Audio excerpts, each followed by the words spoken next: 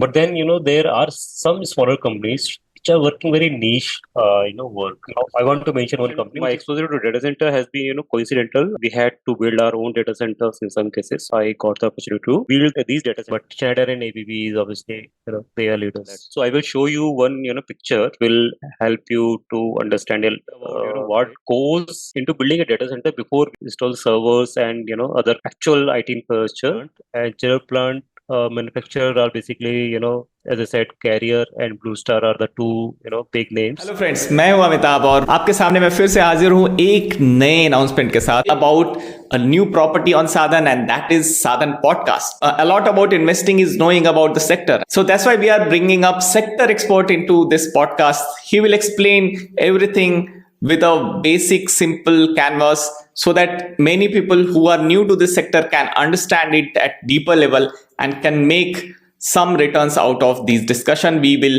discuss on this channel. I feel that certain sectors like semiconductor, data centers, and EV are growing sector. These are the sunrise sectors, and we have shared multiple stocks out of these sector. But you should also have a industry view, and for that there would be guests who will be having at least 10 years of experience, and some people will have way more experience than many of us, and they will talk about the business models prevalent in those sectors. They will talk about the growth opportunities, and they will explain about the headwind and tailwinds the industry faces. And let me tell you, there is something interesting for young audience as well, because jo guests aayenge, they will have a multiple years experience into those sectors.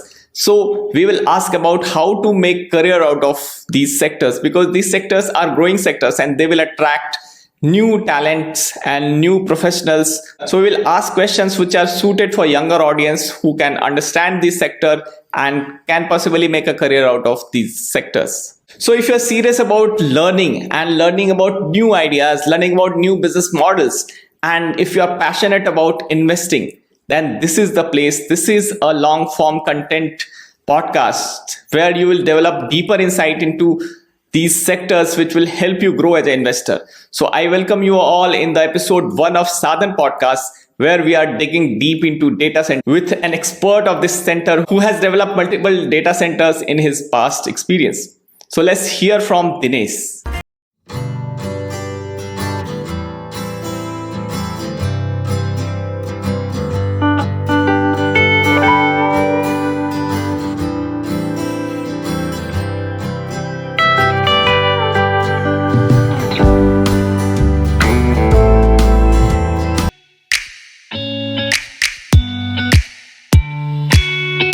Thank you, Dinesh, for agreeing to do this webinar, which is on data center.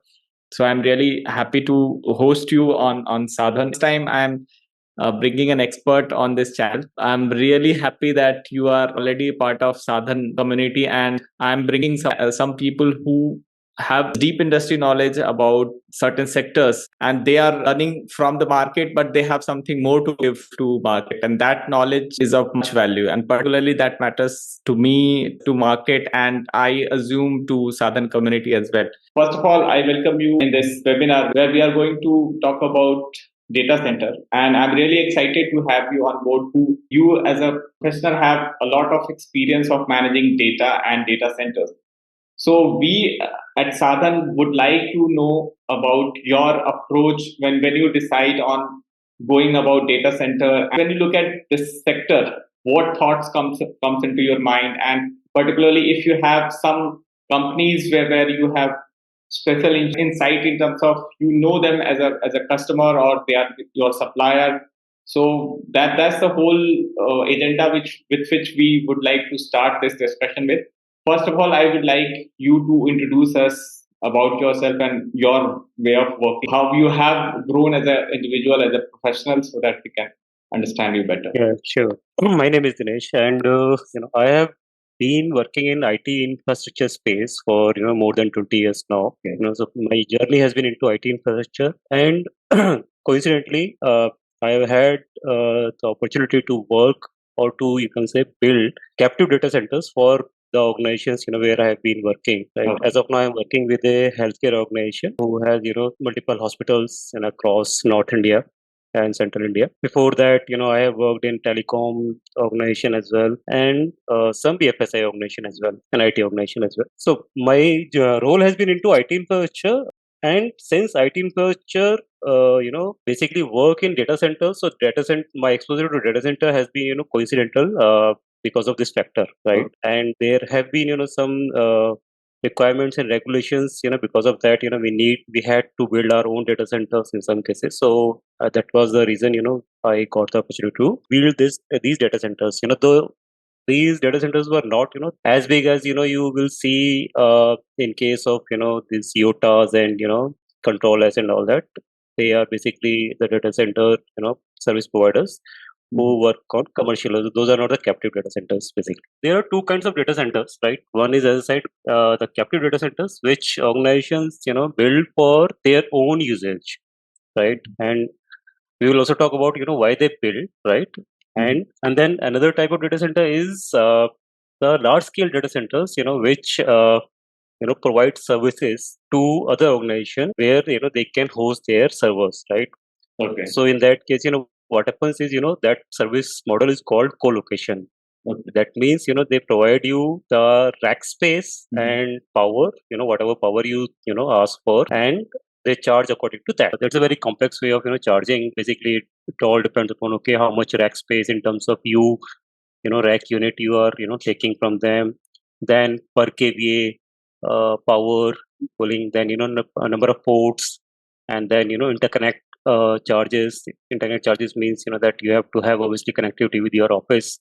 So in that case, there will be multiple ISPs which will connect, and there you will have your WAN links placed. So all these things will take place, right?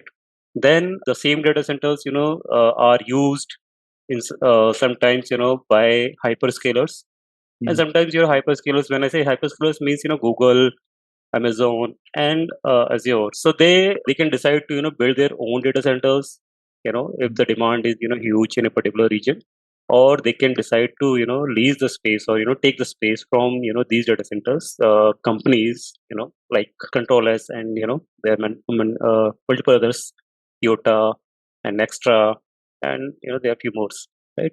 So they can take this thing. So this industry has been there for quite some time. Now what has happened is, since this cloud space, cloud thing has come up, this space has gained a lot of traction. And another thing which is driving this particular thing is the introduction of AI and ML. So what happens is, basically, when you say data centers, in layman terms, the space where you keep your data, right?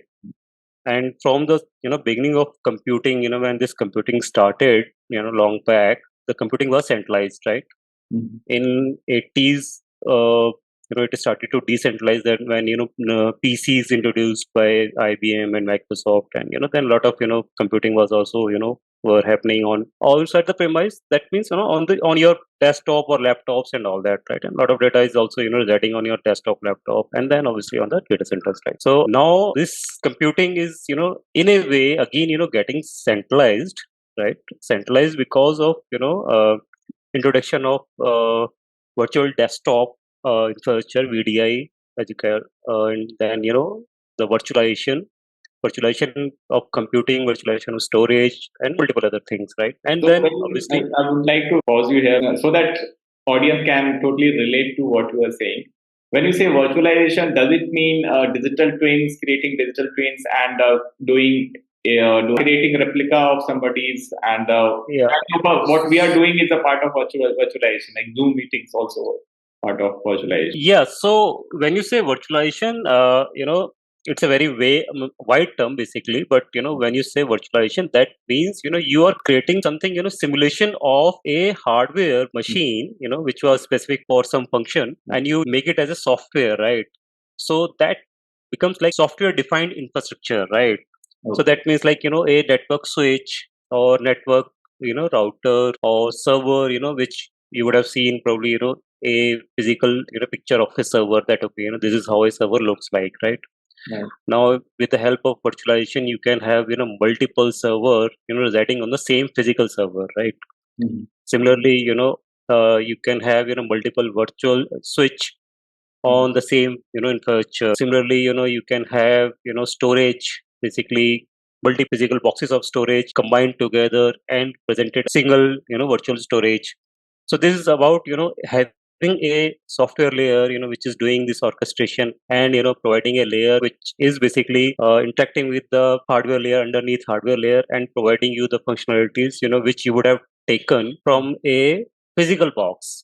Right. So what it is doing it, because of this, the speed of providing the infrastructure has increased a lot, right? And also the density of the infrastructure, right? Maybe, some years ago, the same kind of infrastructure, you would have probably taken 1,000 square feet space, right, in terms of real estate. Now, probably, that can be, fitted into less than 100 square feet. So that's the kind of evolution, that has happened in infrastructure space because of virtualization. And obviously, it is, still evolving, right? So, for example, first it happened, at the bare metal level. You can have, virtual machines, right? Now it is happening container level, that okay, on each VM, then you can have, containers, small containers, each having its own application, running independently from other containers on the same virtual machine or same virtual host. So what happens, because of that, you can scale your infrastructure, scale your application. So just, assume a application that, okay, like for example, e-commerce application. Right now, e-commerce application, they may have, elastic, demand. So at the time of, some sale is going on, like Diwali sale or something like that, that at that point of time, they may need suddenly huge amount of infrastructure, right? Yes. Right. So this virtualization, thing helps a lot actually in that case. You can, suddenly increase your capacity to multiple X, multiple times, right? And then also, increase, and that all that can happen, dynamically. This virtualization basically, where this is all, which is being used by Amazon, Azure, Google. So underneath all of these, all these providers, the basic concept is virtualization only, right? So whatever they are providing in their cloud services, basically they are able to achieve all of that because of virtualization. Obviously, the level of virtualization can be, differing in each of those, right? So this is one thing. Other thing which has increased the space is the introduction of this, artificial intelligence and machine learning. Now, what happens is, for, making any artificial intelligence machine learning model to work, you need a lot of data. For example, if you want a machine to learn that how a cat looks like, so we have a cognitive intelligence that, okay, we, look at few pictures or few cats, in front of us, then we can obviously correlate and see, okay, this is also a cat. If we, happen to look another cat, right?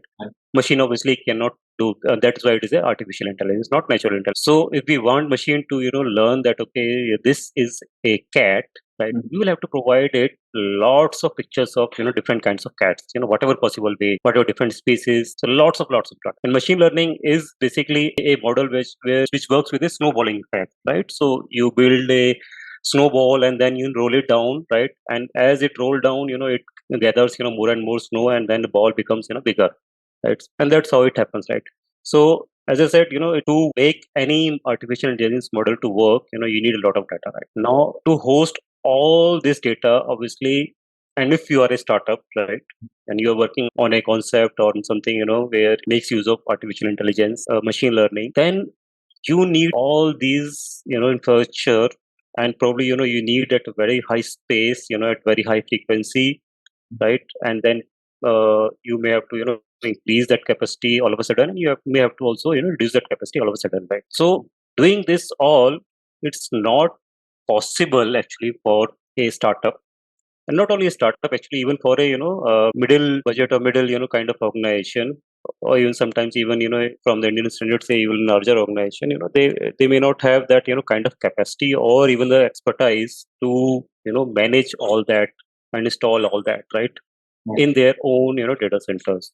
So that is where, these things are coming up with these, commercial data center models, where, they are coming up with a lot of capacity, right? Where, they may provide you all the, network critical physical infrastructure which can support your compute, and then you bring in your own, compute servers and storages and all that, right, which you can install, and then, make use of that capacity to run your business. And another thing, in AI, right, as I said, because a lot of, things are visual in AI basically. So as I said, in the example that okay, you have to provide a lot of pictures of a cat in order to identify the cat. So all this processing basically that needs a lot of GPU.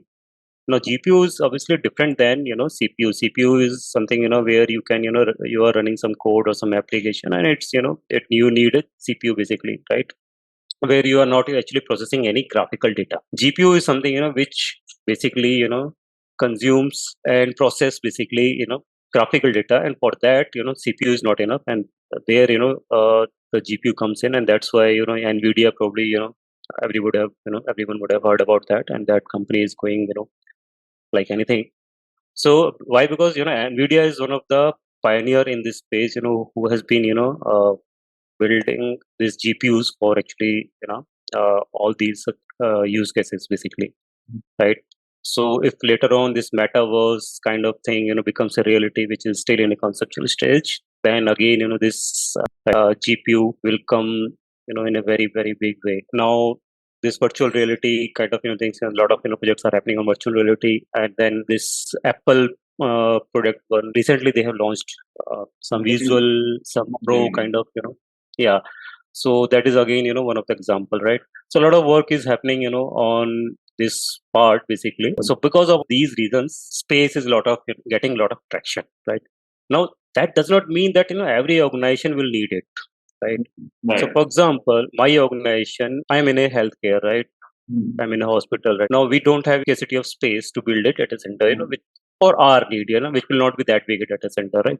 Our load is not, very dynamic, right? So it's not that okay, all of a sudden, on Holi or Diwali or any on festival, our demand will increase, right? So patient will remain, same, right? Number of patients probably will remain same. Then before you proceed, I would like to, since you talked about load, so can you just explain how load is different? When I say load in terms of the end user basically, right? I mean, so your compute capacity will depend upon how many end users are basically going to use your application, right?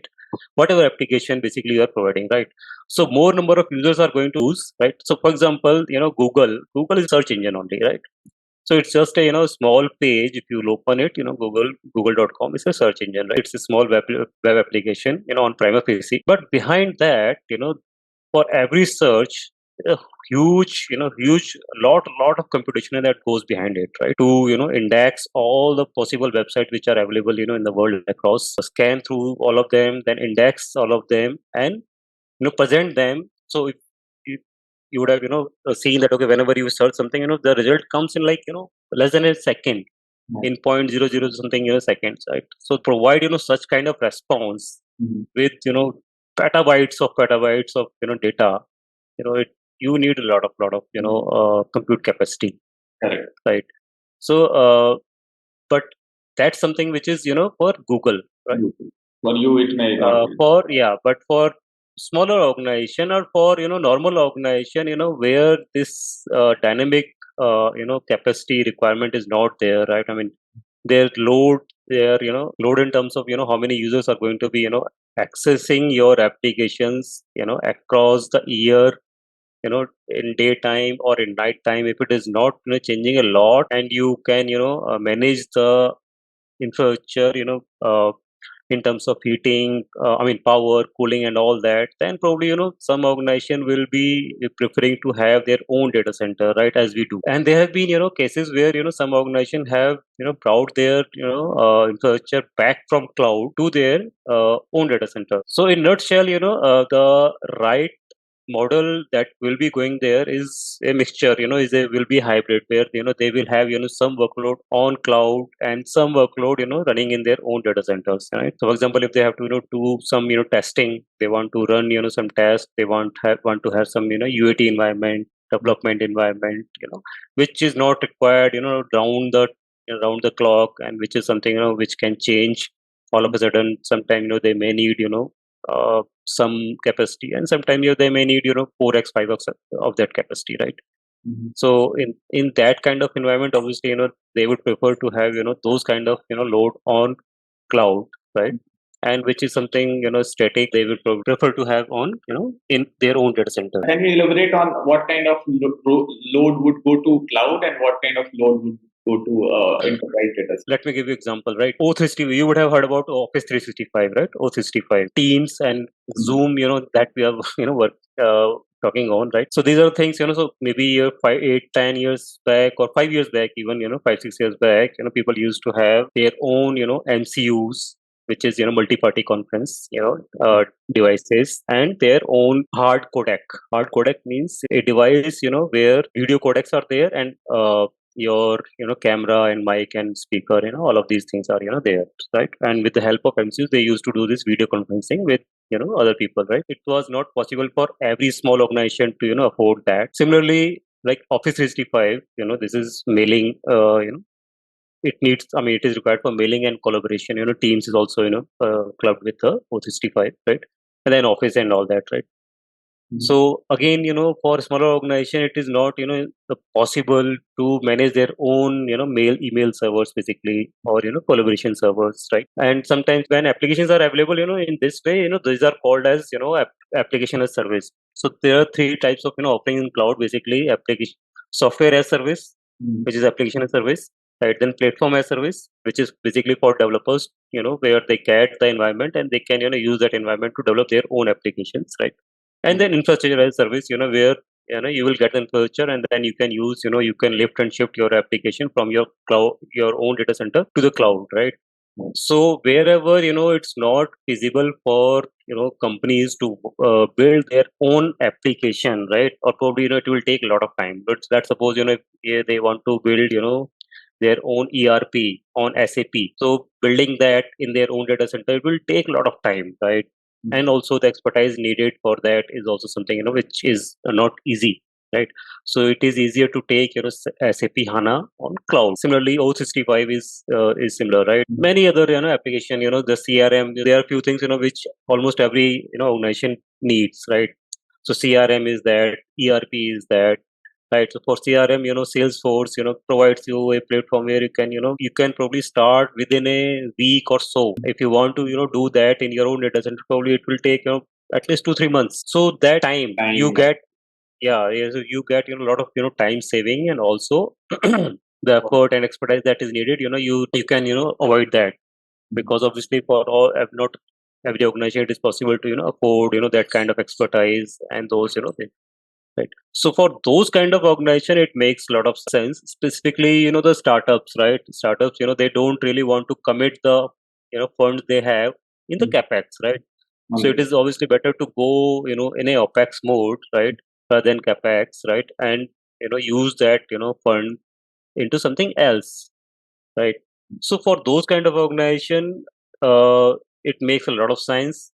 And for even those which are not small, but obviously IT is not their core business, it is better to outsource those things. So Office 365 is used by even very, very large organization, who have 1 lakh plus employees. They also using O365, right? And wherever they want a lot of data, but for a very short time, right? So let's suppose if someone wants petabytes of storage, right? But not for very long, right? Now if you were to buy that much of storage, right, you will have to create a lot of capacity in terms of power, cooling, space, rack space, and then storage itself will be very, very expensive, right? So it's obviously much cheaper to take that capacity in cloud if you want to take it for a short period, right? Now in India, obviously, because of this, UPI thing and other digitization, efforts from the government, a lot of things are which are happening on the, data side, which probably 10 years back we could not, imagine, right? That, okay, that, a small time vendor can also take the payment from a QR code, right? But behind all of that, obviously, a lot of, compute capacity and these things goes, right? Now in data centers, as I said, there are two parts, right, in these big data centers basically. Other than obviously you need land to create that, right? But after that, there are 2-3 things. One is active part, and one is passive, not passive part, but one is supporting infrastructure. So when I say supporting infrastructure, that means the power, cooling, and all that. So I will show you one, picture, and then probably, it will help you to understand a bit about that. This is a image, which I have, taken just to give you, some idea about, what goes into building a data center before we can actually, install servers and, other actual IT infrastructure to start our application, and do the actual compute stuff, right? This is the supporting infrastructure, that we need before we can, install the rack. So it's like, you are building a house, right? Before doing any interior, you need, the basic stuff, right? Which means, the walls, the floors, and everything, right? And then only, you can actually, do some interior and start living in it. So in data center, the biggest thing is power and cooling. Now, as I said, because of virtualization and the data which is, getting generated because of AI and all that, the density in data center uh, is going, through the roof, right? So some years back, like, 3 to 5 kVA per rack used to be the, norm, right? Generally, right? Now it is going like, in, excess of 20 kVA per rack, which is like, really, really high. And if you, have that kind of, power load per rack, then you need a similar kind of cooling. The kind of cooling we need in data centers is different from the kind of cooling, that we need in a office space or, at home, which is like for comfort, right?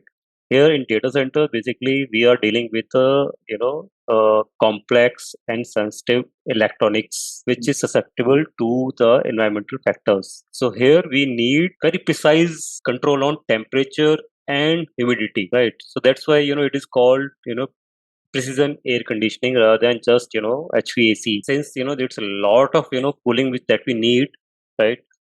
So the cooling, that is basically, done in, these huge data centers is, through the chiller plants, basically, right? Not the refrigeration gas based cooling, right? Or which you call, DX based cooling. They are big chiller plants wherein, you have, chilled water going through pipes, and based on that, the cool air is, basically supplied to the data center. And I will, name, few organization as we go along, yeah, right? I mean, which I know. I mean, obviously there could be, few more, right? And I will talk about the, the organization which are more, probably present in building these big data centers, right? Because in, captive data center, which are smaller data centers, basically, there can be, many other companies as well, right? These are, some of the important things, that go into building a data center, whether it's, small or big, right? Particularly for the tier 4, tier 3, tier 4 data center. So basically, there's a international body called TIA, which provides the standards of data center, right? And the highest amount, the biggest standard, which is there for data centers, which we generally need for, such kind of critical usage or critical applications, like for hyperscalers and for, big co-location So how facilities. does grading works? Like TIA 4 is the highest, and Yeah, so TIA 4 is the highest, right? And basically what it tells is, I mean, this certification, happens at a multiple level, basically, but in nutshell, basically, what it says is that you need to have a redundancy for each and everything. So there should not be a single point of failure in the entire ecosystem, right? Whether it is, power or cooling. So, for example, I mean, in India, basically, the tier 4 is something, which can be little contradicting because, in tier 4, they say that, okay, the data center should have power supply from two different discoms. two different In discounts. India, That's very right, difficult to achieve. in India, what they do is, kind of workaround is, they take the power supply from two different substations. But Okay. again, discom cannot be, different in that particular area, right? So because in India, for a particular area, there is only one discom Right. in all over India. So similarly, this is about the power, the raw power, which is, being provided by discoms. Then gensets, right? Similarly, the coolings, chiller plants. So to the rack, from power at the base level, at transformer level to the rack. Everything should be, redundant, right?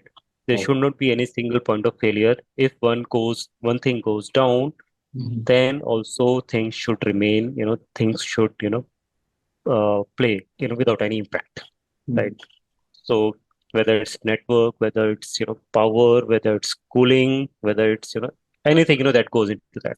New Age Six Sigma. It's a version of Six Sigma. Yeah, you can say that, because this is, obviously the mission critical kind of, facilities, right? So that's why you really can't, take chances with anything for that matter, right? Okay. Right. So now this is something, which at higher level, obviously, in each of them, then there are obviously multiple things, that constitutes basically, these things. But at the upper level, higher level, these are the things, why I'm, sharing this thing, because, that it can give a framework that, okay, what are the things, that we can look at, because these are the constituents, which are required to build a data center. Then, and we can then look at, okay, what are the companies probably, which are working in this space. It starts from, the building and land is something, which is anyhow given, right? And probably I don't think that, okay, we can probably, think about it, okay, who are the dominant player in that. So after that, then, comes into transformers, right?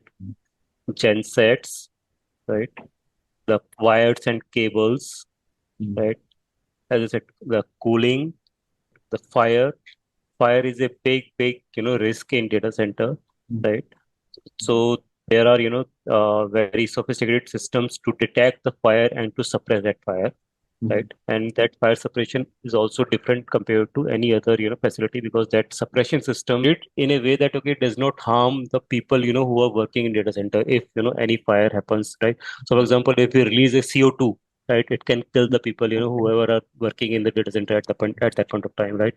So that kind of, system. Then, switch gears, the networking, that means that because it is a data center, obviously data will remain there, and flow also. It will remain in transit also. So for that, you obviously need, the cables that are, the networking cabling basically, for that.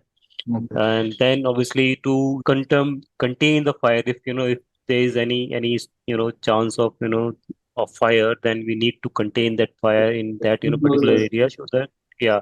So in that case, you need, fire resistant doors, because data center is basically, is a big building where you have multiple halls, right? There is not single, hall or single room, right? Multiple halls, right? So each hall should be, should remain, isolated from the other, halls or other rooms, so that, if there is something, wrong in terms of fire happens, then so it should be contained. So the walls are, fireproof. Okay, obviously it should be concrete, and then, the paint over those walls should be, fire resistant. The doors should be fire resistant, right? Then we need, water leakage detection systems in each of the data center, that, okay, because obviously air conditioning is there, then there is a possibility of, some, water, get, so that can obviously, if that is not detected in the time, then it can also, create a, and then, as I said, temperature and humidity detection. And then for that, obviously, we need precision air conditioning. The temperature and humidity remains according to ASHRAE, standards. So ASHRAE again is a, international body which tells you, okay, what kind of, environmental condition we need in the data center. So this is basically a standard, it's an organization, international organization, and its standard is also known as that ASHRAE standard, which tells you, okay, what should be the right temperature, what should be the right humidity, right, inside the data center for efficient, and what should be the CFM in the sense that, airflow management, uh, for dissipating the heat, and also how to do all that with the minimum power consumption, right? So there used to be time that when uh, the data center temperature used to be like, around 18 degrees Celsius, right? And obviously, with that lower temperature, it becomes difficult to control the humidity, right? Now, the technology has improved a lot. So now the electronics, that we have, it can, handle and sustain a little higher temperature. So it is now like 23 degrees Celsius or 24 degrees Celsius, also fine in data centers, and because of that, it is then easier to control the humidity. So because for controlling the humidity also is it's a challenging task. You need the humidifier and dehumidifier working in the tandem with the precision air conditioning, right? So whoever the parties, manufacturers, these things obviously, are going to be beneficiary of this thing. Then CCTV, which is, surveillance. Now surveillance is also, going very high tech. Obviously it's also being managed with, AI, artificial intelligence, where, you have motion sensors and everything, and it can, heat detection, wherever there is some movement is happening, then only it will record. So all that, then access control and biometric access control, right? And then all of that, you need a data center management system or monitoring system and monitoring and management system, in a rudimentary way, you can say building management system, right? Which is needed to monitor and control each and everything, which is needed uh, to do these things. In each of them, I can, give you some names, which are kind of, prominent player in this thing. So, for example, precision air conditioning, right? And unfortunately, there are very few, Indian companies, which work basically, or which is, direct manufacture of these things, right? But then some companies are present in India, MNC companies, which whose Indian branch probably, or you can say Indian subsidiary is probably listed here, right? So let's talk about like Precision AC. So Precision AC, we have Emerson, but now which has got renamed as Vertiv, which used to be work with Tata, and long back it used to be Tata Libert. Now Tata has gone out of it, so it is not an Indian company anymore. I mean, there is no JV kind of thing now anymore. Then APC, which has been taken over by Schneider, which is a German company. But Schneider, I think it's listed in India. Now in Indian branch, how much of all that it does is something which needs to be researched on. It is possible that probably some of the things are coming from Germany directly, as assembled, or probably they are not manufacturing or doing just assembling or something like that, right? APC is active into precision air conditioning. APC products are used. APC, yeah, this APC is American Power Company, right? Which is now taken over by Schneider. Schneider is the German company. So these are the companies who build precision ACs, right? So they build the precision ACs, and for them the chiller plant is because as I said they build PAC. Two types of PACs are there, where one is like refrigeration based cooling, right? In that case, the DX coil and all that is obviously built by themselves, right? But if it is a chiller based cooling, which generally happens in big data centers, then obviously in cooling, other than PAC, another component comes up, which is the chiller plant. And chiller plant manufacturer are basically as I said, Carrier and Blue Star are the two big names who are present in chiller plant. So So chiller Cat plant being and the main cost center of how much? I mean, if precision air conditioning is 100 rupees business, then chiller plant would be how much of this? in data center, basically power backup and cooling are the major cost centers, basically, other than land and building, right? I mean, obviously that is something different, but other than that, the power and cooling is the uh, main Cost heads. component. More so power, because you need power to run the equipment, and then you need power to cool the equipment. Power required everywhere. Right. So it's like, for every, there is a, multiplication factor. Every kilowatt of, power consumed by electronic equipment, there is something, I think 0.3 ton of, cooling is needed, something like that, right? Okay. I can, give you some. So for example, if you have, 20 kilowatt of load, probably you will need, similar amount of, tonnage in terms of, cooling you need. It also depends upon, because now cooling, because of this, VRV and, variable coil and all that, there are a lot of, advancement which are happening in the cooling side. So it varies, but basically, at the night time it can be different, and in the daytime it can be different. Oh. Right. In the winters it can be different, and in the summers it can be different. Mm-hmm. Right. But there is some, thumb rule through which, they take, and then obviously it can be, reduced by using multiple ways of, like making sure that, okay, if they can have, higher CFM, right? So whoever is, building the, the similar capacity, but providing you higher CFM, it can cool the systems with, with even lower capacity. So CFM is like, airflow. So airflow is completely a complex engineering itself. How they provide the cooling in front of, each device, and then even in the devices, how they make use of that, cool air inside the device, right? And I was just speaking to an Intel person who updated me that even Intel has started jet cooling on the chips itself. Yes. Now it is happening because this conventional cooling obviously will not work with the high density data centers, which are now getting built. Because, there is a limitation that, so for example, right, in summers, right, the kind of, weather we have as of nowadays, fan is also enough, right? And fan also working on, one or two, right? As the summer increases, then probably we'll have to increase the, speed of fan, right? And then at one point of time, probably, the fan itself will not be enough, right? So you will have to have, AC, air conditioning on. The same goes into that, right? Now with, the higher, CPUs, right? In my generation, there was a time when Pentium 1 and Pentium 2, used to be there, and they were, not even 1 gigahertz, right? So 1 gigahertz also came very late, basically, right? In terms of, CPU cycles, right?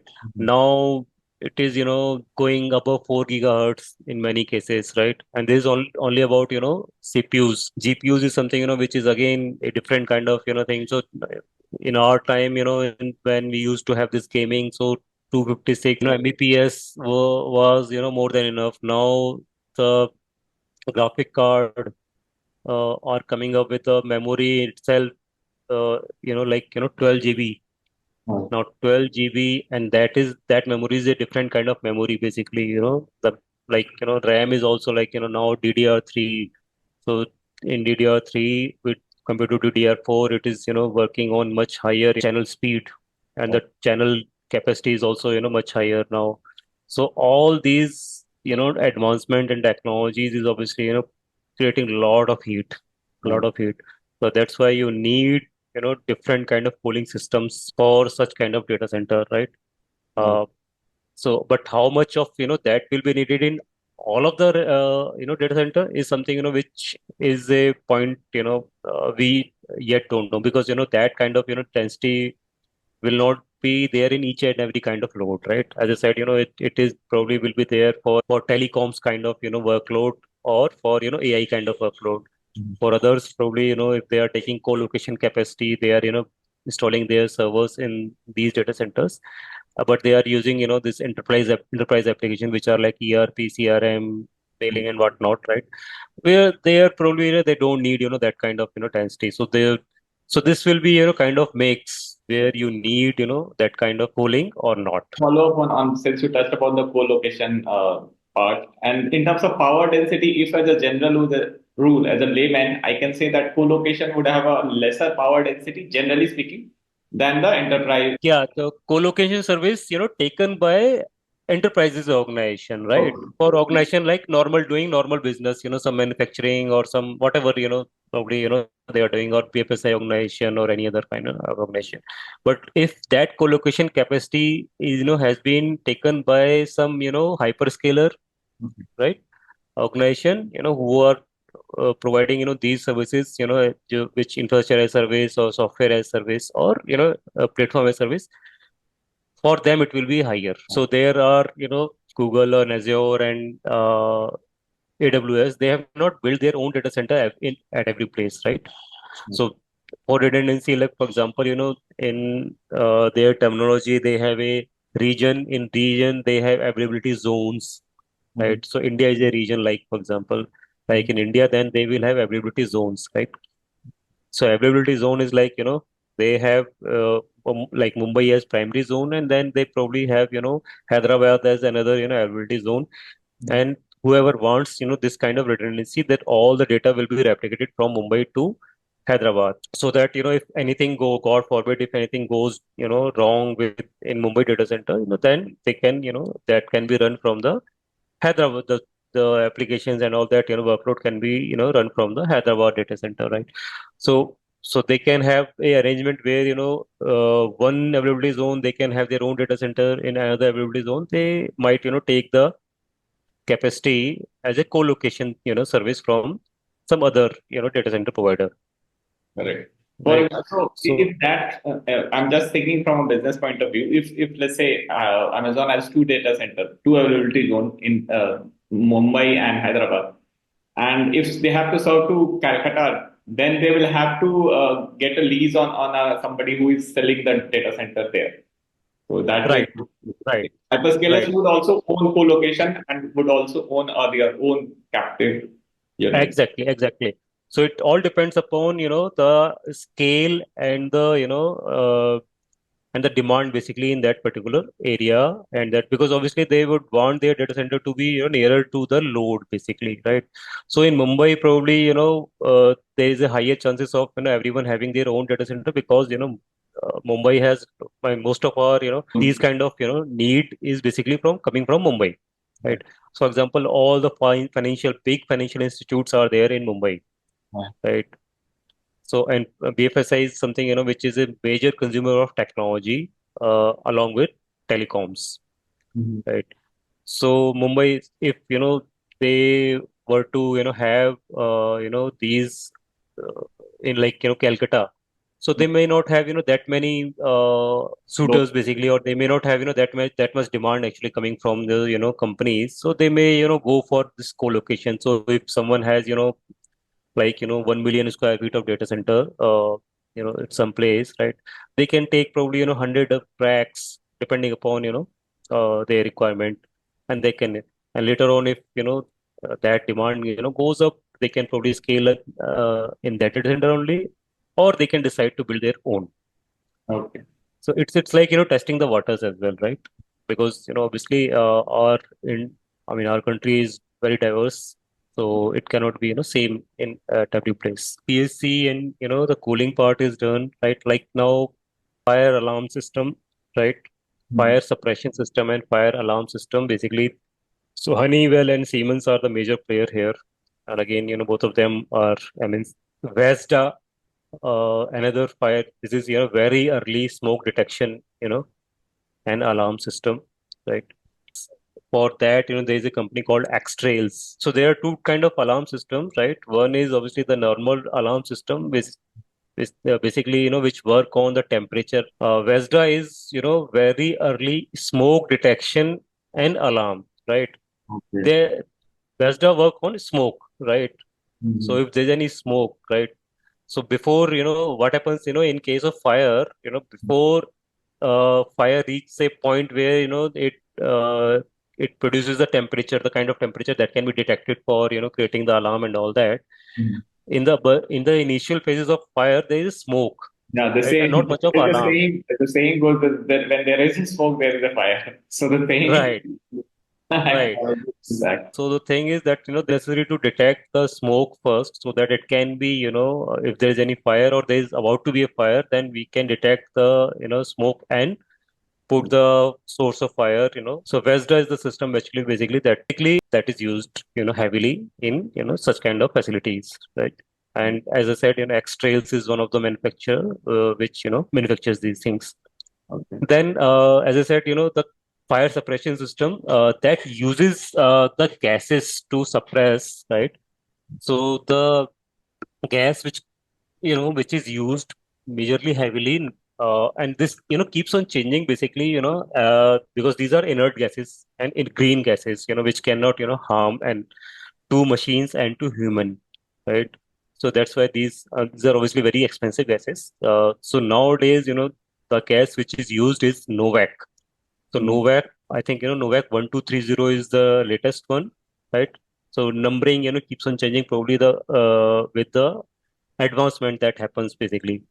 So, but Novak is the gas, and for there are two companies which are known for this. One is Kite, and other is UTC. Yeah, it's a US company. It's a US company. Here, one of the company which can probably get benefit because for storing these gases you need cylinders, the specialized cylinders, right? So Everest Canto is one of the player who builds storage cylinders for these kind of gases, right? Uh, so Everest Canto is I know for sure, probably then there can be few more, right? But Everest Canto is one of them for sure, right? And how, I mean, but for at what scale they build is something which needs to be researched more, right? But I mean, yeah. So they are They have some they are capability. there. They have some Yeah, capability. yeah, they have capability, right? And the surveillance is again Honeywell and Siemens. Surveillance and access systems basically they go hand in hand. So basically the bigger players otherwise for one system there can be isolated vendors as well. They will not But for interact with each other very well. yeah, right, like Hikvision and CP Plus and all that, there are multiple, who provide even for, home surveillance system, right? Right. But these are, not that kind of, these are, some advanced, sophisticated kind of, surveillance system and access system. So access control is there, obviously, for each, I mean, that is, that who has access to which hall in the data center, then inside the hall, one who can have access to which rack, right? So, for example, as I said, there are co-location services, right? So, some racks, can be, leased to, one company and some other racks, So, if I belong to one company, I cannot access, racks which are, leased to some, or which have been, assigned to some other organization, right? So for that, they need, access control system. So this, again, Honeywell and Siemens, these are the players, who, and then Johnson control system, they are also, working in that. But Honeywell and Siemens are, bigger player basically. Power and power cables, basically here, Indian companies work a lot, like Polycab, Finolex, KII, RR cables, all of them, they are well known, and much acceptable, So here, there is no MNC companies, which are needed. So power cables, these are the companies. Now, one thing, which I would like to point out here is, the cable which are used in, these kind of facilities are little different. These are like, the insulation is different. These are like, low smoke, zero halogen kind of, cables. Whoever, can make, better quality of, these LSZH.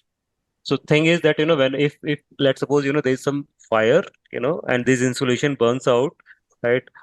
Uh, there should be, zero halogen gas. It does not, I mean, because that kind of gas is very toxic, basically. So if, so it can kill people, if, there's a lot of smoke, right? So it produces, so LSZ, with LSZ, very low smoke. I mean, the name itself tells you, low smoke, and the gas, that is not there, right? So it is safer compared to the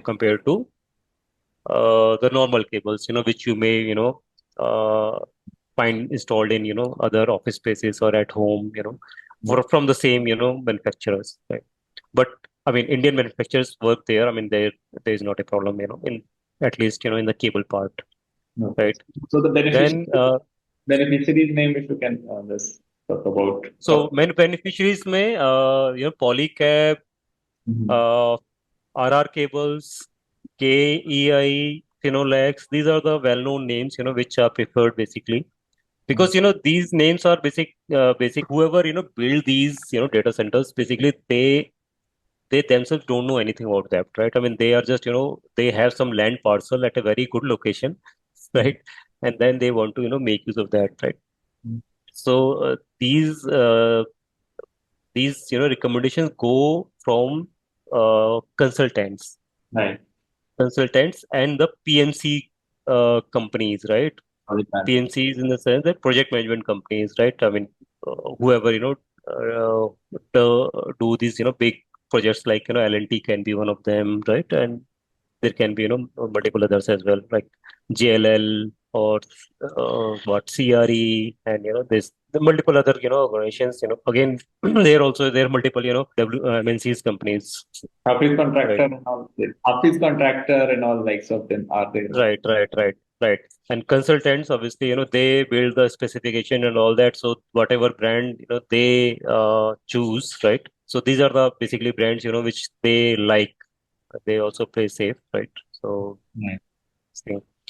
Then in switchgear, basically, depending upon at what voltage and for what specific, use they are using. I mean, there are multiple brands like Schneider, ABB, and Legrand. Like these are for ACB, MCCBs, MCB, right? I mean circuit breakers, different kind of circuit breakers, that are used basically, in the switchgear. Panel building is something which can be done by Indian companies also because you know But I was just wondering that switch gears, we have CG Power also, and L&T also have certain switch gears. L&T is also there, right? So yeah, L&T is obviously used a lot actually in office kind of this thing, but for building these big data center facilities, Preference. generally these MNC companies yeah, hold that advantage. I mean, because of obviously they being because of being MNCs, right? So I was curious about Snyder. How much market share would Snyder would be having in switchgear with respect to data center? Schneider and ABB both are leaders basically, right? I mean, so we really can't say that okay, Schneider is I think more or ABB, and both are leaders. Both have very dominant presence in this this thing. Lee Grand can say little lesser, uh, but Schneider and ABB is obviously they are leaders. As you said, you rightly said, L&T is all is this there, but in probably in data center space, because see they need a reaction time, very less reaction time. If there is any fault, right? They need in microseconds. The circuit breaker has to react in microseconds, right? So that's why they really don't want to compromise on that, Mhm. and they want to go with best of the best Right. generally what happens. So wherever this it's like active systems, so wherever active systems are there, you will find more MNCs, right? Mhm. And wherever it is passive, like cable, it's passive, right? I mean, it does not have to work anyhow, right? I mean, it does not have to do anything, right? Circuit breaker is something where it has to detect current, right? A anomaly in the current or voltage, and it has to react, it has to drop, cut out the circuit, right? So Right. it has to do some work, right? Mhm. It is not stationary. So that is why similarly this access control, right? Or the this fire suppression color. So in that it has to detect the fire, and then it has to release the gas, right? So there you need a actuator which will it will do the countdown, and then it will release the gas in a at a particular pressure. So all of that needs some specific engineering, not very straightforward stuff, right? Yeah. So that's yeah. So that's why they prefer to go with these kind of organizations in racks and all that. There are few names like Vertiv, Mhm. Rital, and some Indian companies are also doing that because that is like sheet metal parts like QW is one company. It is doing providing a lot of racks nowadays, right? Schneider, which is so they are there. Vertiv are there, right? WQ is there. Rital is there. These are the prominent names, and then there are smaller companies as well, which who are producing this. So with rack, there are PDUs, which is power distribution unit, so intelligent power distribution unit, right? So they in rack with PDUs, then obviously these bigger names can only produce these intelligent power units, PDUs, where one can remotely monitor the currents and all that, and also shut down the particular port, okay, so that nobody can plug in any device without any permission and all that. So that kind of intelligence is needed. So in that case, you obviously go with, either Schneider or Vertev or APC. Now, like for UPS, again, Schneider, Vertev, and Delta. Delta is one company. I don't know about Delta, whether it's an Indian company or this thing, but Delta is also, is present. They do electrical charger also. They are Okay, two, three more names are there, right? Schneider, uh, Honeywell, Johnson Controls, I already gave you, right? For CCTV and, that is fire it. suppression and access control, right? Mhm. Uh, there one more name called this is Axis and Tyco. For CCTV, fire suppression, and access control. For UPS, I told you Schneider, Vertev, Delta, Okay. right? Okay. And Eton is another one. Eton, yeah. Yeah, Eton, I keep hearing that somebody was saying that Eton is a big company for these data center business. What else? Exactly. What else they do in this part? So Eton is mainly into power only, right? So which is UPS, and then automatic transfer switches, static transfer switches, right? Uh, EPC also does that. The transfer switches is like taking power from two power sources and give it to one single place, one single sources. And if one source goes down, then also it does not impact the output. So output will remain, any of these two, right? So this transfer happens, one source to another source in microseconds, so Oh, that does not impact the this thing. So obviously, as I said, we need redundancy and okay. zero outage kind of thing. So that's where they are used, right? And their UPS are like not like the UPS which we use inside. So their UPS are like the scalable UPS, right? With controllable, where you can with monitor them, take a lot of data from them, right? And you can do automation in that. So a lot of things can be obviously done in that. In batteries, Exide and one make which is used there is Quanta.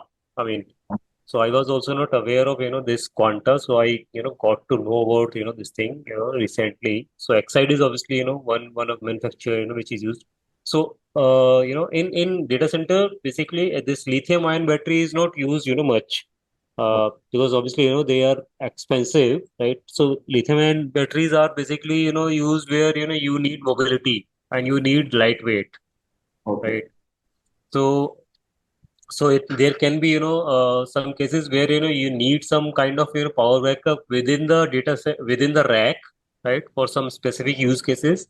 In that case, probably you can have this lithium ion batteries, but generally for the larger backup system, because what happens is this backup system is not required for very long.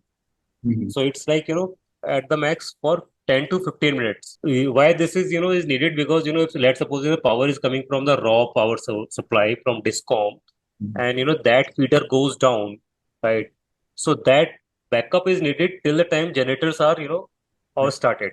Mhm. So for that, you need, a lot of, this thing, uh, but not to provide backup for long time, Mhm. right? Only for 10, 15 minutes, right? Okay. So in that case, your normal batteries with obviously I mean normal batteries in the sense that this lead acid the batteries are okay, uh, uh, but only with some changes, some modification which are specific for data centers, right?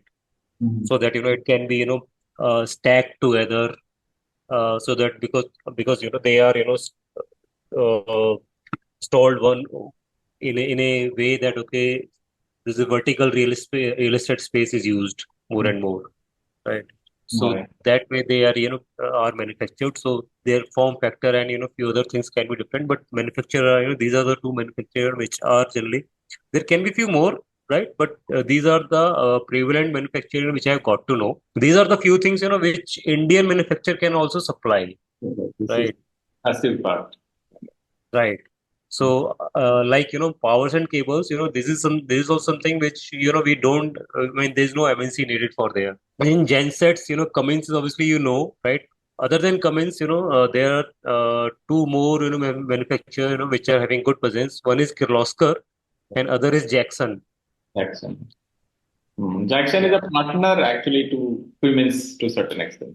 Jackson is a distributor for Cummins most of Paints, again, probably, one of, they could be like, Asian Paints also, they are known for decorative paints, but Asian Paints also does, this paints for like, automobile and all that, the industrial paints, right? I mean, so people don't know much, about their industrial paints, this thing for Asian Paints, but they do this thing. So, it could be possible that, Asian Paints, is also doing this thing, or Darolec, or, another them. company, ExxonMobil. So ExxonMobil is generally, is more into industrial paints. They are more specialized into industrial paints. So they could be, in there. Then there is, raised floor. There are a lot of raised floors are used. I mean, as I told you that in data centers, what happens is, there is a raised floor to supply the cool air, Beneath. under the, yeah. So there's a planes and, cables and data cables and all that, they are provided.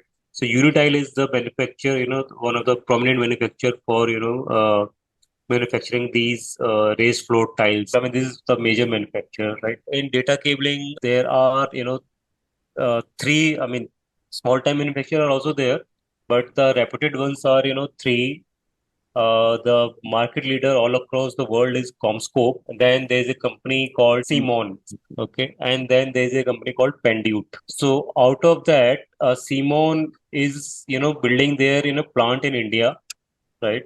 In again Goa. Comscope, I already told you, Comscope had acquired a company called ADC Communication, Okay. right? And through that, they are already, manufacturing the data cabling in India.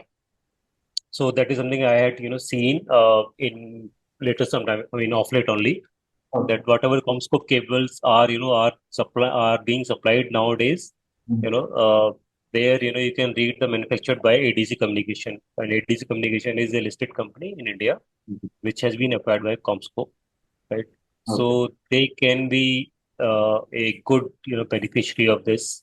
That's Simon perfect. is I recommend American company. Even Comscope is an American company. Pendu does not have any manufacturing, facility here. Simon is manufacturing, but it is not a listed company even in US, I guess. Mhm. And Comscope, as I said, this ADC communication is one, place which can, get benefited, right?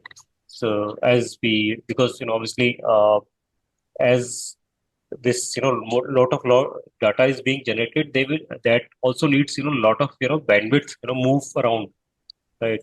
So nowadays, if you see this, you would have heard about this cat 5 cat 6 cables, that used to be there, long back. Mhm. Now now there are cables, which can, transfer data at, 25 Gbps, 40 Gbps, even on the copper.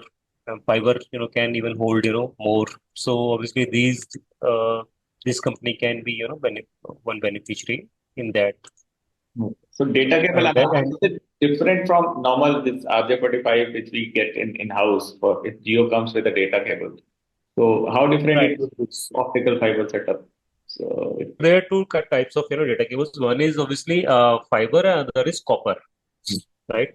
So in copper, you would have seen obviously this RJ45. I mean, so that you will not be able to, make out. Obviously, it looks like that only. Obviously, the RJ45 is only used for normal protocols, right? I mean, then there are some specific, protocols like InfiniBand. For that, there are some different kind of, connectors and all that. But RJ45 is something, which is common. But in that, again, as I told you, LSZH, right? So the thing is same. It it differs in the quality, right? How quality, makes difference is that, okay, what the kind of cable. I mean, the lesser amount of noise it lets in, and the lesser, heat it generates, that will lead to lesser amount of packet loss when, data, this thing. So these companies are, specialized in, building the manufacturing the cables in a way that twisted pair cables, basically UTP cables and all that, with the, insulation, so that, they can, bundle together, and still, there is no noise, induced from one cable to other cable. Otherwise, there will be data corruption and, packet drops and all that, right? no, because of One thing is proximity. this. That is. Yeah, proximity, because of, because all these cables, they go together, for each node, for each node, you need different cable, right? So unlike, power cable, you cannot, like do a looping in this, right? Mhm. So there's a different, and also, because obviously, ultimately there is a current, which is going inside them, right? And which is a DC current basically. So there is a heat also in that, right? Now heat obviously can again, introduce the noise, and it can change the data basically, corrupt the data basically. Polycab also, manufactures, some Cat 5, Cat 6 kind of cables, right? But the quality, I mean, why these companies are dominant? Because, the quality they provide, and they provide you the, guarantee of 25 years, that, okay, for till 25 years, their cables will, provide the same performance without any degradation, right?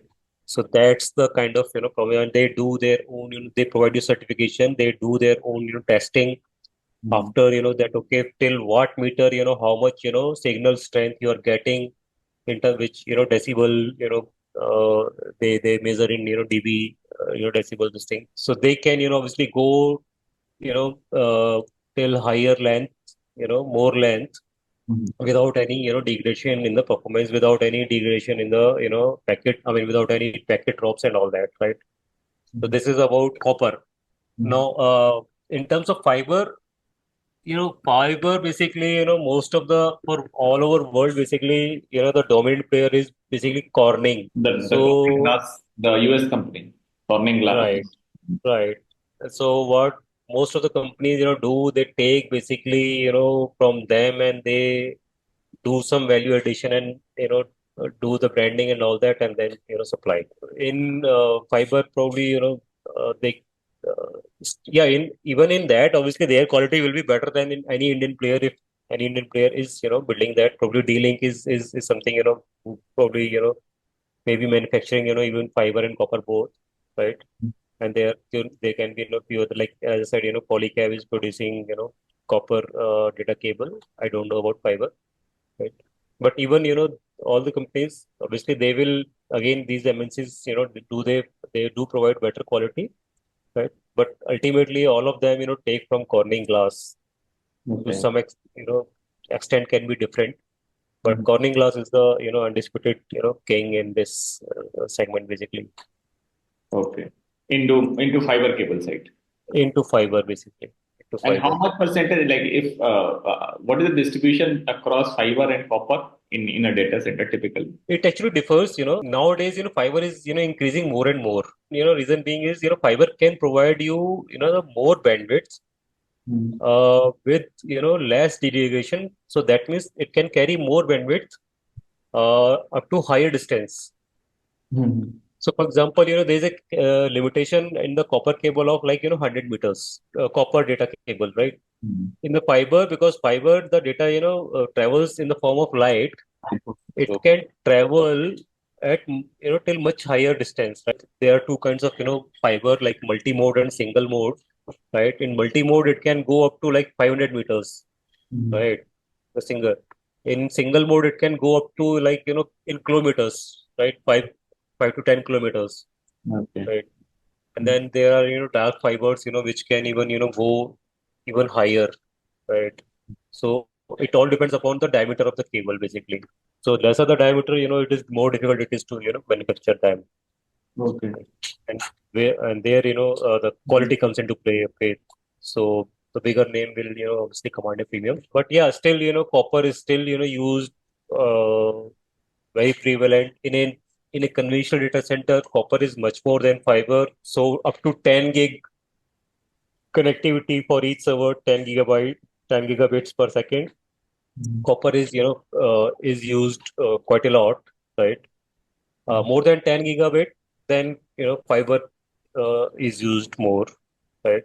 So, the, as I said, for kind of, uh, workload, this AIML, or, these hyperscalers, they will obviously have, more and more on fiber. And if Okay. they are using copper, obviously the protocol will be different. The form of cable would be different. It will not be like, it will not be Ethernet, protocol, and it will not be on, kind of this normal data cable, which is like RJ with RJ45 connector and all that. So that will not be, like that. Right? Like InfiniBand, as I said, it can like, go up to 100 Gbps, and it can be connected over, copper also. But the distance is very limited. You cannot go beyond, put like few meters.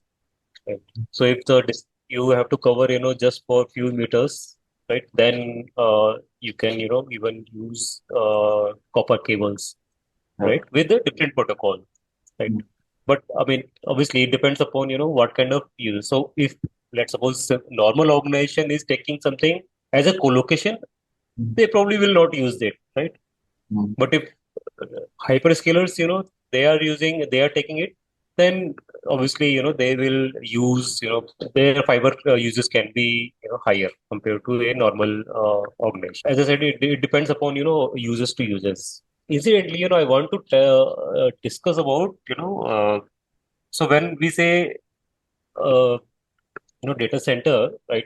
So one view of, looking at, okay, who are the proxy players in building these data centers, those can be, beneficiary. Then the other beneficiary will be the data center owner, like if this controllers and all that, who are actually providing, these services, right?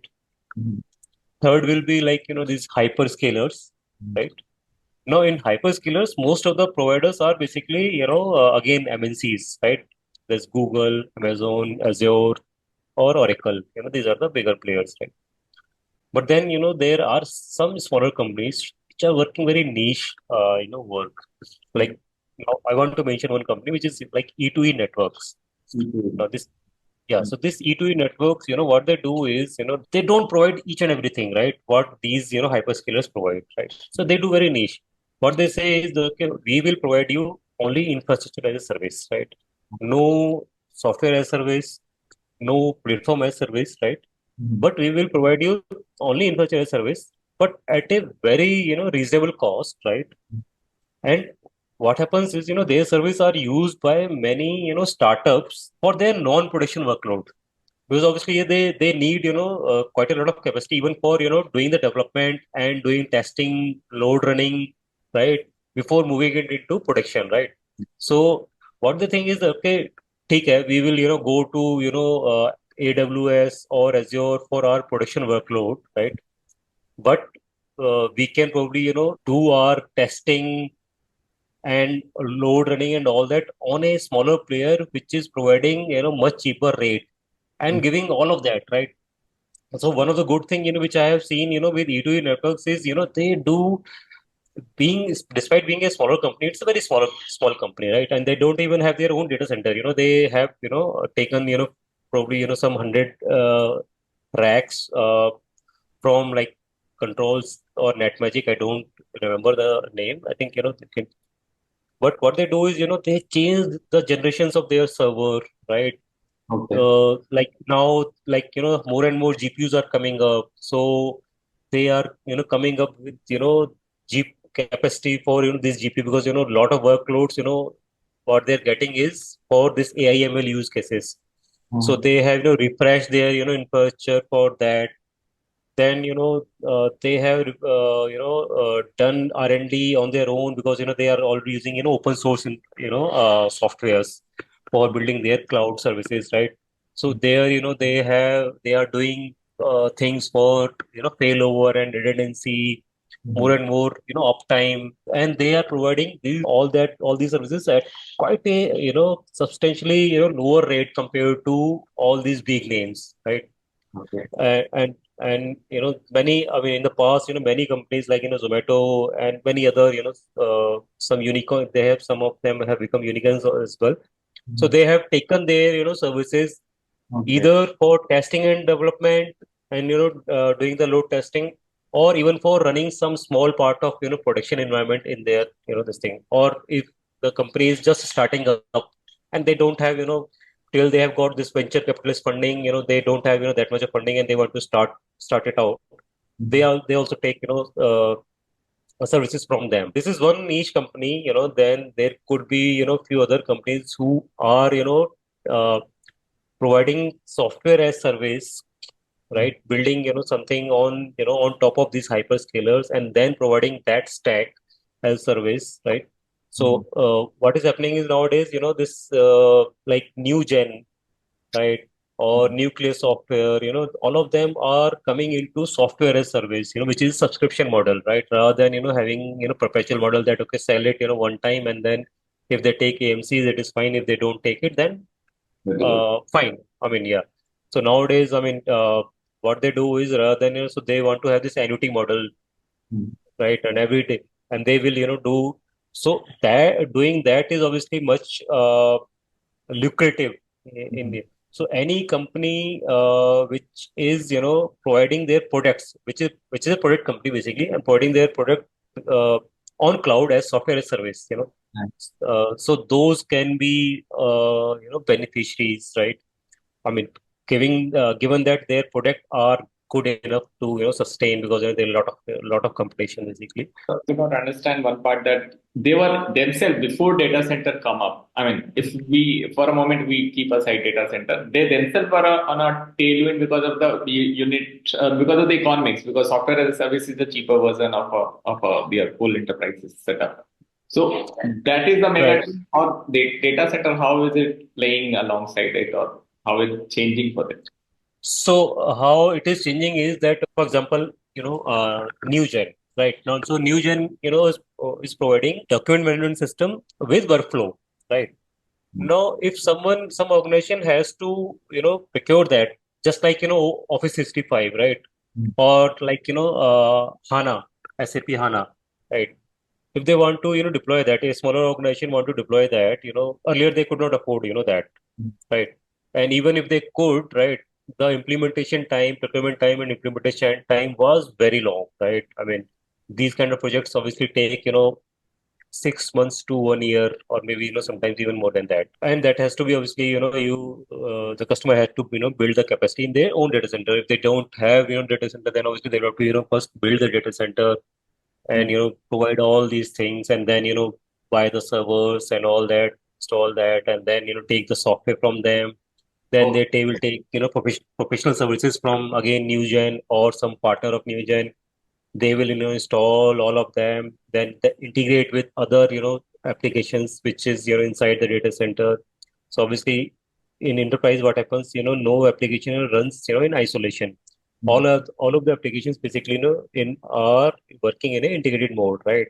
So if there's a ERP, there's a CRM, there's some other system, the data will move from one system to another system for some getting some functionality, right? HRMS, like, so what happens is, after SAS, they can provide, so earlier, they were just selling the software, licenses, right? And so let's suppose, it was costing 100 rupees, right? And if if they get it deployed, if so, there were two ways, if they were getting deployed, they could do it with the professional services from the company itself, or they could take it from some partner of the company, right? If they were taking, these services from some partner, then obviously they were losing on that revenue. After that, going onward, there's a trend of 20%, AMC on that cost. So on 100 rupees, it is like 20 rupees, 20 rupees year on a year. But that was not binding. So customer can, decide, okay, I don't need it. So I will not take it. Right? Now, what is happening, here, rather than, having 100 rupees one time, they will deploy this in a data center, because obviously, if they have, hundreds of customers, they will not obviously, do it in their own data center, because that is also, and then customer is not, maybe, this year the customer is there, next year they will decide to, go away, right? So they will obviously, not develop their own data center for this thing. So what they will do is, they will obviously take the infrastructure as service from some hyperscaler, and that obviously will be in some data center, right? And they will, deploy that, do all the customization, whatever is needed there, and then they can, serve.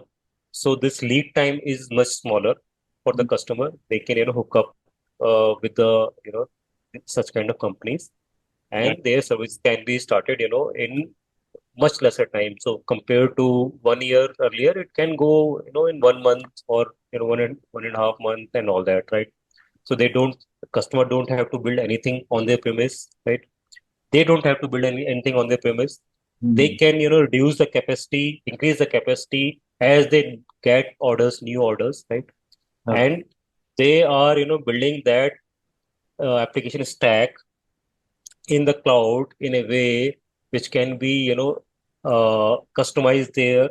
So for earlier, if there is any new release, they will provide the release, and then, that release implementation of, that release, this promotion, this upgradation, it was also very tricky and, very time consuming, right?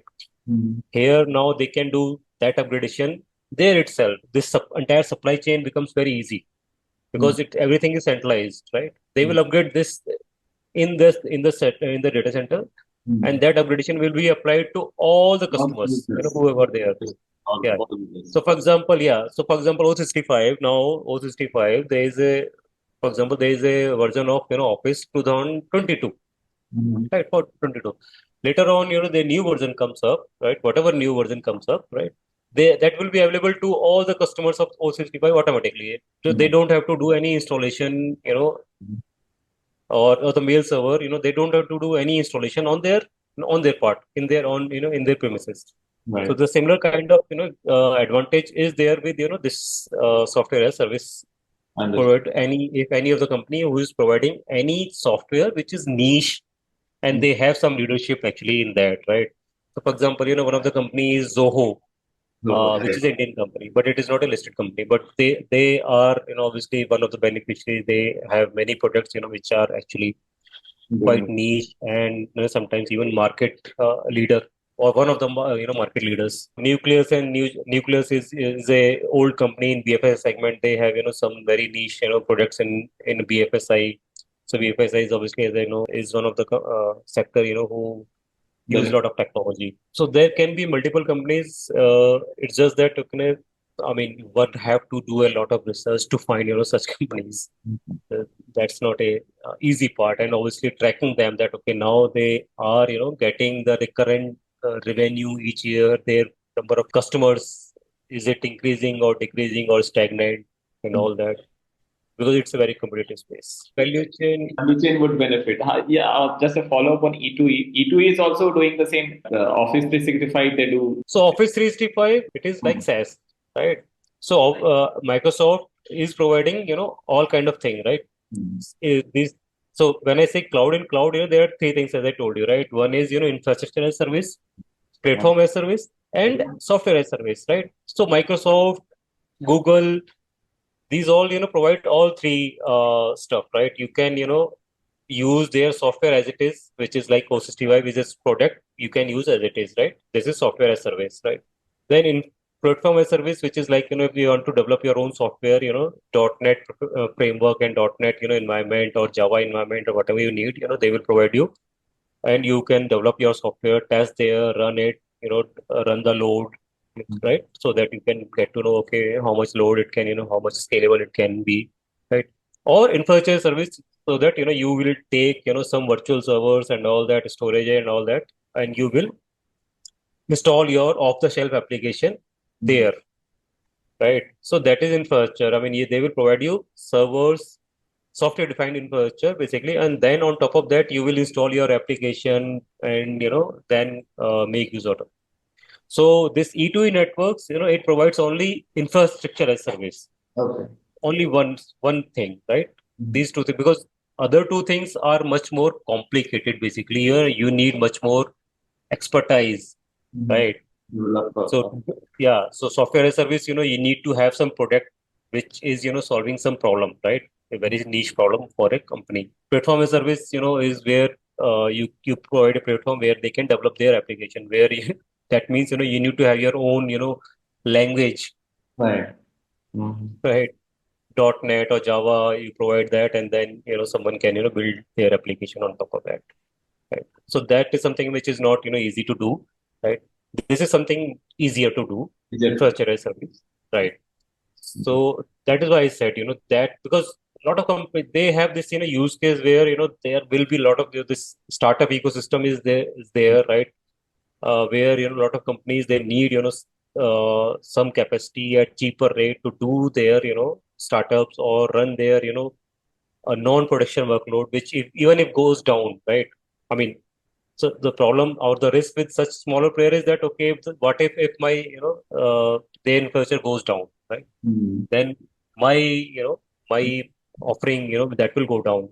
So they can't afford it. But with production workload, I mean, they obviously need that kind of, uptime. But for development workload or user work, they probably don't need it, right? Or if they start build very small startup company, they can probably, do with even, little lesser uptime. I mean, if you have any query, we can, I can Now answer. we can reconnect actually because some query I expect that some audience would also have certain queries. So we can have Okay, a small session after some time, maybe after a week or so. sure, And sure. the whole plate you have, Sonash, is really amazing. I mean, in order to get to that, I don't know how many man hours I need. I or put together many people would need to get to that information which you have just spoken with us. So really amazing. So thank you. Thanks from the whole Sadhan family to you.